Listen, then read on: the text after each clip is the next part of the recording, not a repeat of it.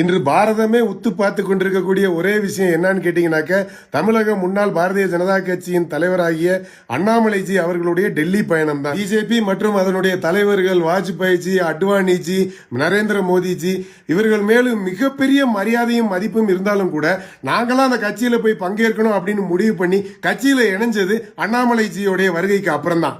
அவர் ஊதா சட்டையை போட்டு யுனிக்கா இருந்ததை நாங்கெல்லாம் விரும்பினோம். ஆனா அவருக்கு வெள்ளை சட்டையை போட வச்சு எல்லாரும் வேலையை வாங்கினாங்க. அவர் இளைஞர்களை ஈர்த்தாரு. நியூட்ரலா இருந்தவங்களை எல்லாத்தையும் கன்வெர்ட் பண்ணி கட்சிக்குள்ள கொண்டு வந்தாரு.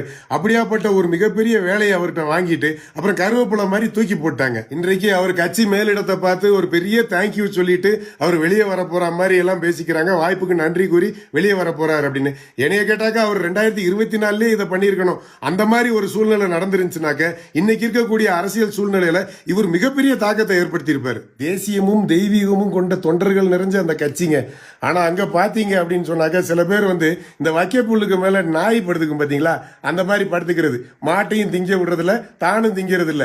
அதுக்கு தனியா கொண்டு போய் மீன், பிரியாணி, மட்டன், சிக்கன் வச்சா கூட அதையும் அரையும் குறையுமா தின்னுட்டு திருப்பி இந்த வைக்கப்புல்லுக்கு மேல படுத்துக்கிறதுங்க. இந்த மாதிரி ஒரு பிரச்சனை இந்த கட்சிக்குள்ள இருக்கு.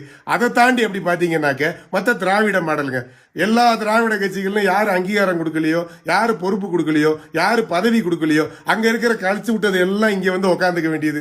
உட்காந்துக்கிட்டு இந்த தேசியமும் தெய்வீகம் பேசுறவங்க இப்படி உட்காந்துருக்க வேண்டியது. அஹிம்சாவாதம் மாதிரி இவங்க போய் முன்னாடி நாட்டாம் பண்ணிட்டே போக வேண்டியது. இந்த நண்டு செய்யற வேலை மாதிரி மேலே ஏற நண்டை கீழே இருந்துகிட்டே இழுத்து விட வேண்டியது. அப்படி இழுத்து விடப்பட்டவர் தாங்க அண்ணாமலைஜி.